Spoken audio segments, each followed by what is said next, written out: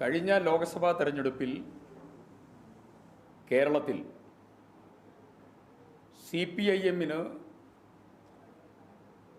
ഒരു ജനകീയ വിഷയങ്ങൾ ഉയർത്തിപ്പിടിച്ചുകൊണ്ടുള്ള പൊതു മാനിഫെസ്റ്റോ ഉയർത്തിപ്പിടിച്ച് പ്രചരണം നടത്തുന്നതിന് പകരം വർഗീയതയ്ക്ക് നേതൃത്വം കൊടുക്കുന്ന വിഭജന മാനിഫെസ്റ്റോ ഉയർത്തിപ്പിടിച്ചുകൊണ്ടാണ് CPIM പത്രപരസ്യങ്ങളും പ്രചരണങ്ങൾക്കും മുഴുവൻ നേതൃത്വം കൊടുത്തത്.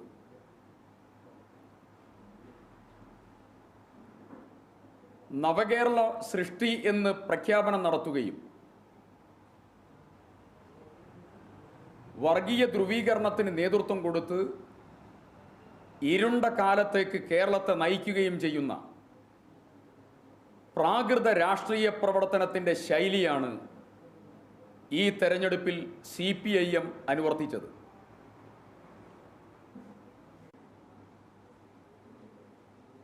അതിൻ്റെ ഏറ്റവും പ്രധാനപ്പെട്ട ഉദാഹരണമാണ്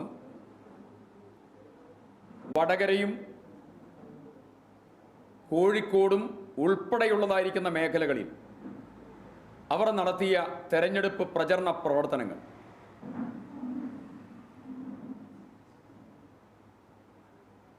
പാനൂരിൽ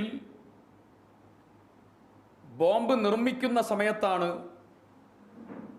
CPM DYFI പ്രവർത്തകന്മാരുടെ കയ്യിൽ നിന്ന് പൊട്ടിത്തെറിച്ചത്. സമാനമായ രീതിയിൽ CPM നിർമ്മിച്ച സൈബർ ബോംബും വർഗീയ ബോംബും അവരുടെ കയ്യിൽ നിന്ന് തന്നെയാണ്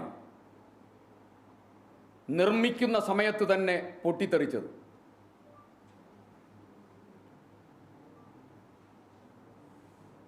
പാനൂരിലെ DYFI സഖാക്കന്മാരുടെ കൈപ്പത്തിയും ശരീരവും ഒക്കെ തകർന്നു പോയെങ്കിൽ സൈബർ ബോംബിൻ്റെ പ്രയോഗം നിർവഹിക്കാൻ അവർ തെരഞ്ഞെടുത്തത് ശൈലജ ടീച്ചർ ഉൾപ്പെടെയുള്ള സ്ഥാനാർത്ഥികളെയായിരുന്നു എന്നുള്ളത് ഖേദകരമായ വസ്തുതയാണ്.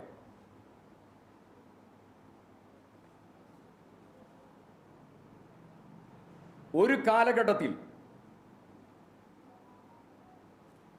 പ്രബുദ്ധ മലയാളക്കരയുടെ നോവായിരുന്ന ഒരു പ്രദേശത്ത് കനലെരിഞ്ഞതായ ഒരു പ്രദേശത്ത് മുറിവുണക്കാൻ ലേപനം പുരട്ടുന്നതിന് പകരം തീത്തുപ്പുന്ന വർഗീയത ആളിക്കത്തിക്കാനുള്ളതായ ശ്രമം നടത്തുന്നത് ഒരു കാരണവശാലും ഒരു മുഖ്യധാര രാഷ്ട്രീയ പ്രസ്ഥാനം എന്ന രീതിയിൽ CPIM ചെയ്യാൻ പാടില്ലാത്തതാണ്.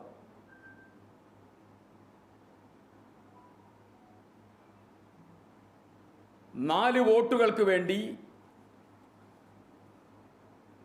എന്തും ചെയ്യാൻ മടി കാണിക്കാത്ത സമീപനം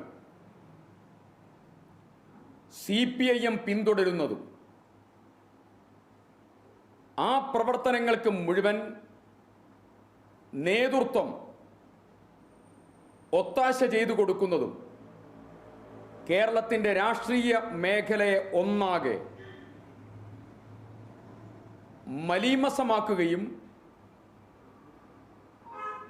സമാധാനപരമായ സാമൂഹ്യ അന്തരീക്ഷത്തെയും സൗഹാർദ്ദപരമായിട്ടുള്ള കെട്ടുറപ്പിനെയും ബാധിക്കുന്ന രീതിയിലേക്ക് അത് കൊണ്ടുപോയിക്കൊണ്ടിരിക്കുകയാണ്.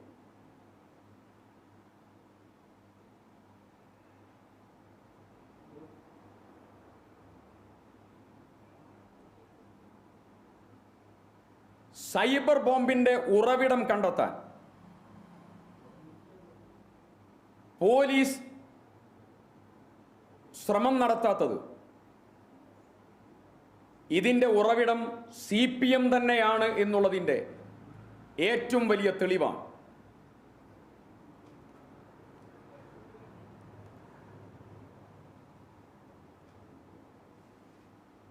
നാദാപുരം കുറ്റ്യാടി പോലെയുള്ളതായിരിക്കുന്ന സ്ഥലത്ത് തലശ്ശേരി, കൂത്തുപറമ്പ് പോലെയുള്ളതായിരിക്കുന്ന സ്ഥലങ്ങളിൽ വടകര പാർലമെന്റ് മണ്ഡലത്തിൻ്റെ പല ഭാഗത്തും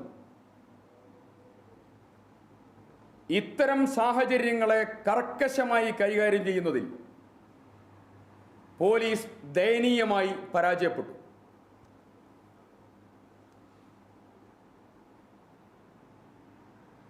പോലീസിന്റെ കയ്യും കാലും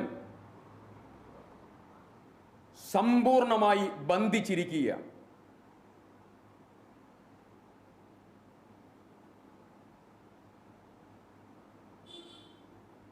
യഥാർത്ഥ ഉറവിടത്തിലെ കരങ്ങൾ പിടിക്കപ്പെട്ടാൽ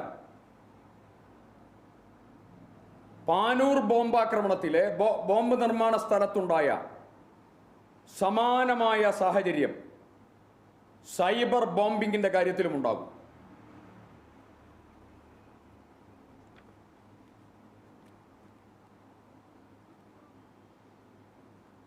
ഗുരുതരമായ തെറ്റ് ചെയ്യുകയും തങ്ങൾ നിരപരാധികളാണെന്ന് പ്രഖ്യാപിക്കുകയും മറ്റുള്ളവർക്കെതിരെ ആരോപണം ഉന്നയിക്കുകയും അതിനുവേണ്ടി ക്യാമ്പയിൻ ചെയ്യുകയും ചെയ്യുന്ന പുതിയ രീതിയാണ് വടകരയിൽ CPM അനുവർത്തിച്ചിരിക്കുന്നത്.